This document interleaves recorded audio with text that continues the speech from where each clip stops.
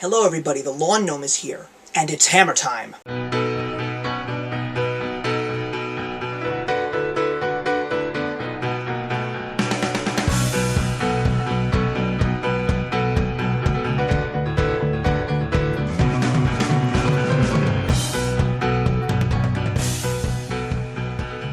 The summer season has begun. The summer blockbusters are coming out, one after the other, and of course, once again, Marvel steamrolls ahead of the pack with Thor, directed by Gilroy Lockhart. Oops, I'm sorry, Kenneth Branagh. Thor is the newest piece in the massive Avengers puzzle that we have been seeing unfold over these past couple of years, starting with Iron Man. It is, without a doubt to me, the best one in the entire lineage of films so far. Why? Let me explain. Thor is a very different story because it doesn't revolve around genetics research and it doesn't revolve around technology. No. This part of the story is in fact about the mythological aspect of the Marvel Universe. Because, in case you didn't notice, guys, Thor is in fact a god.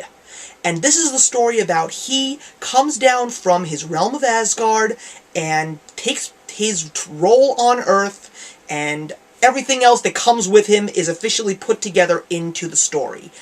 Again, there was so much to love about this movie. One of the things that I liked was the mythological aspect, because I've been a big fan of any kind of mythology, be it Greek mythology, Roman mythology, Norse mythology. This is just stuff that I have eaten up with a spoon ever since I was like 8.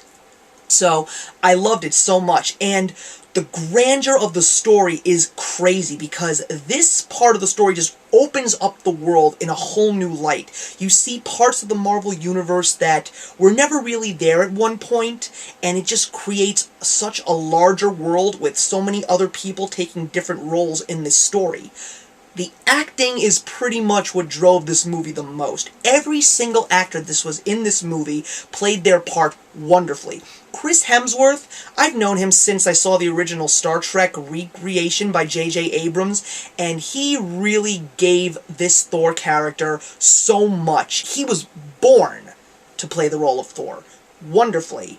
Tom Hiddleston, I had heard his name once or twice, but I loved him as the villain in this movie, Loki, the God of Mischief. But it wasn't because he was a boastful, oh, I'm going to take over the whole world, or I'm going to destroy every human being on this planet. No.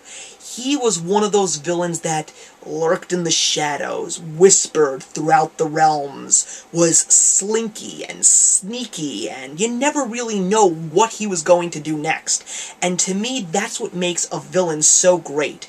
Not that the Joker is dull, he's great, but those other types of villains, the quiet ones, those are the ones that kind of frighten you a little bit. Natalie Portman. I know she's always been one of the best. Black Swan was one of the best movies I saw last year.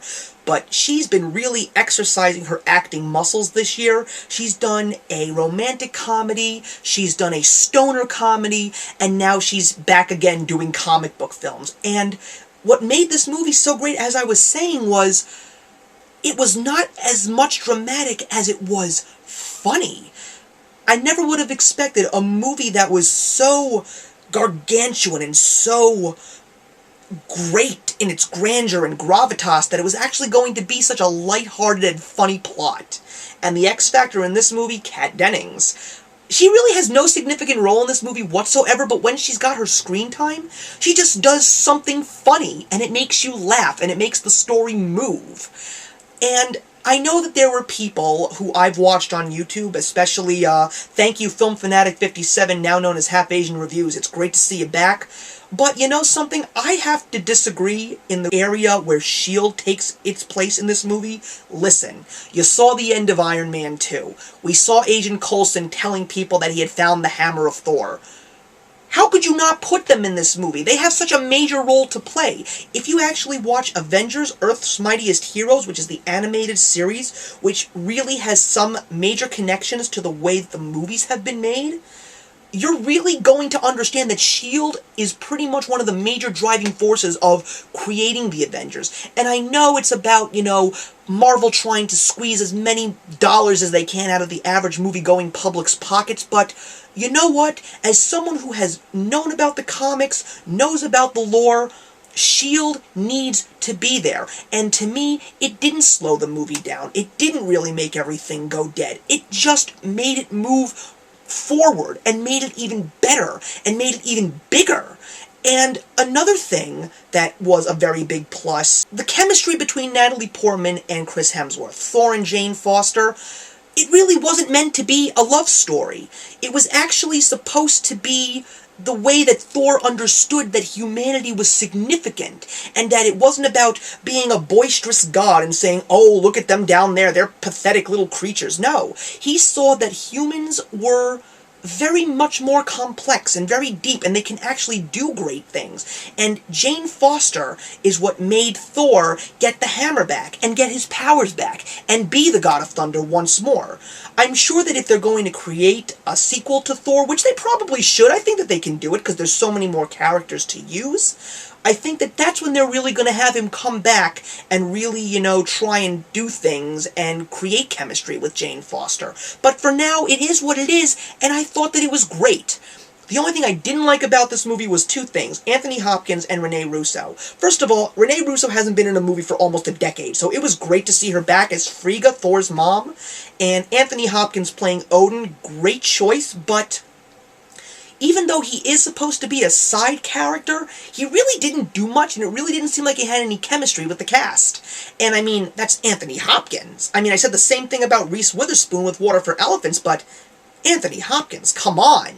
You should have given a little bit more about the Odin sleep, a little bit more about Odin's role in the whole story. I mean, if you only had to add an additional 5 minutes to elaborate on Odin's character, it would have been fine, and I don't think he would have stolen the show. Because Chris Hemsworth and Natalie Portman and everybody else, they stole the show. Anthony Hopkins was going to be a big role, but he wasn't going to steal the show. He never intended to do that, at least I don't think he did.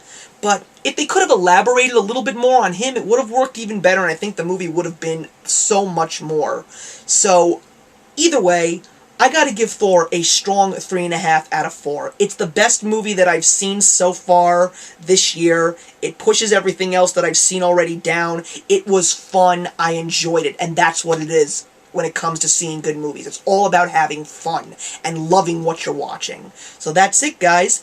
Comment, like, subscribe. And the question that I want to leave with you guys today is, this is actually not the first film that Natalie Portman is doing in regards to comic books. She's actually done a few. Tell me what her first was. I'm the Lawn Gnome, and remember, actions speak louder than words.